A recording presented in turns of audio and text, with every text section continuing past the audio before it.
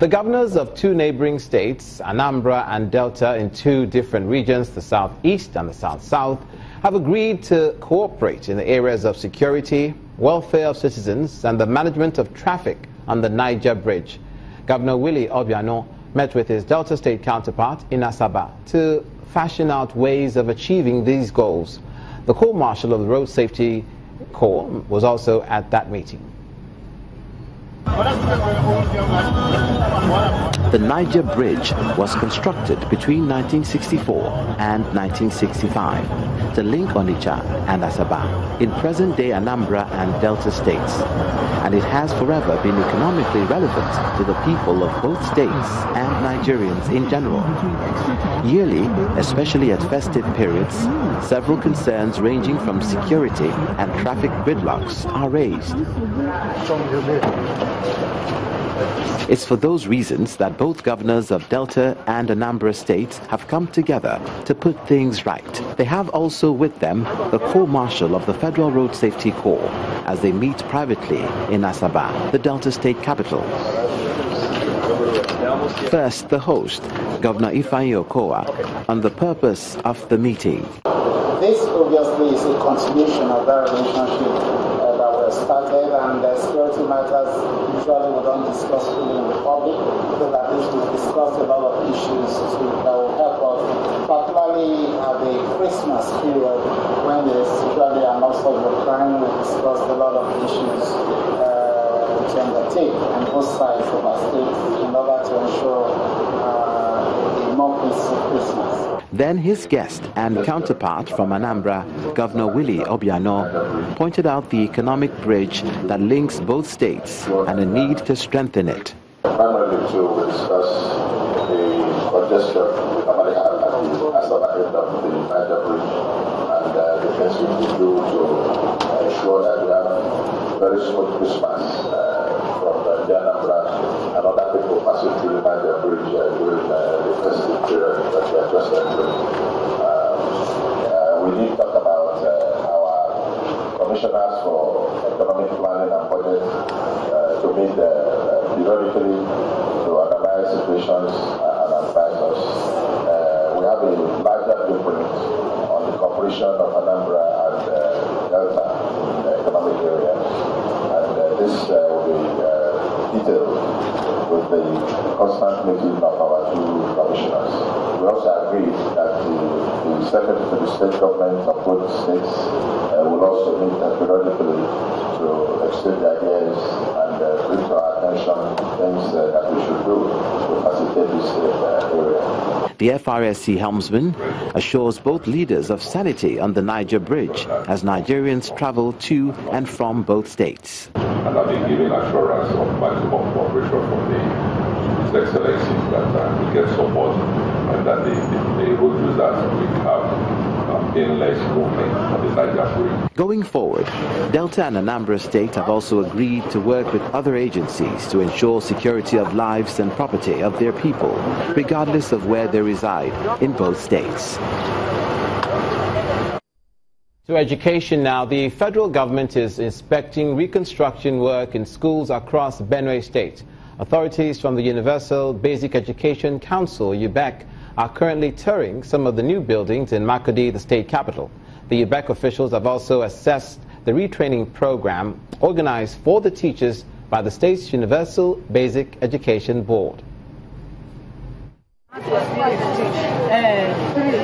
These are primary school teachers in Makurdi, drawn from the 23 local council areas of Benue State, for a 3-day training session in spelling and reading culture, according to the Jolly Phonics curriculum.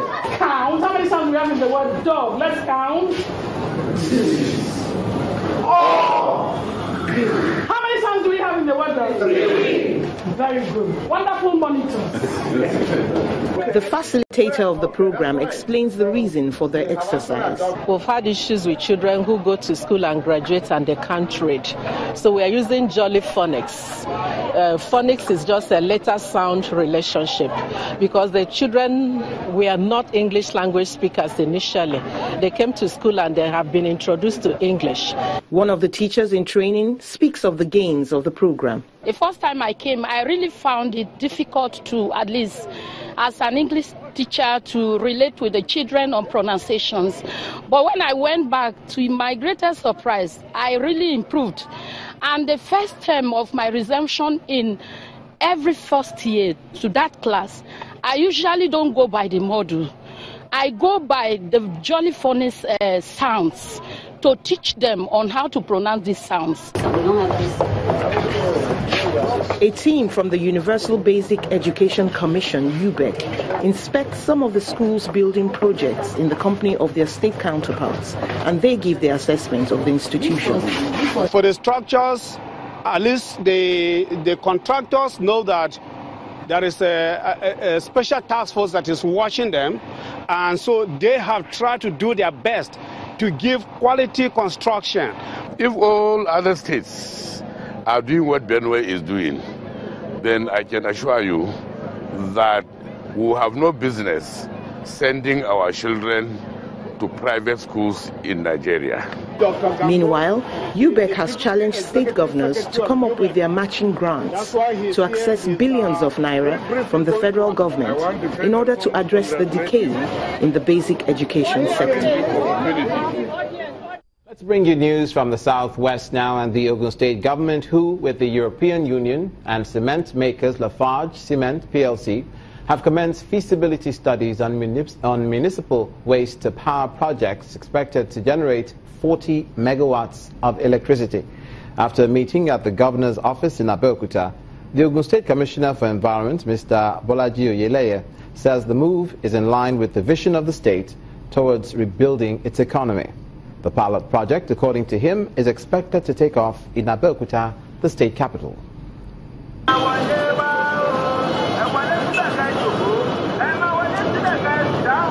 Ogun State, southwest Nigeria, is an emerging economy, and in order to fully realize its potential, the government of the day is continuing to encourage effective partnership with developing partners and genuine investors.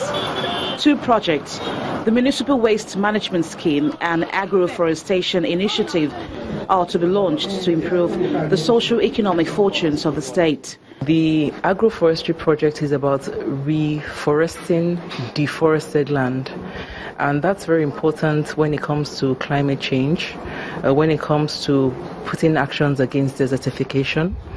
By doing this project, we're going to be able to create jobs, bring investment to Ogun State, provide jobs for farmers, and ensure that there's so many benefits to both Ogun State and for Nigeria. Today we have launched this project called Ogun State Waste to Power project. We start the feasibility study in order to respond to the government's policy of green economy to tackle the damage to the climate, deforestation and desertification, and also do waste collection in order to transform that in energy.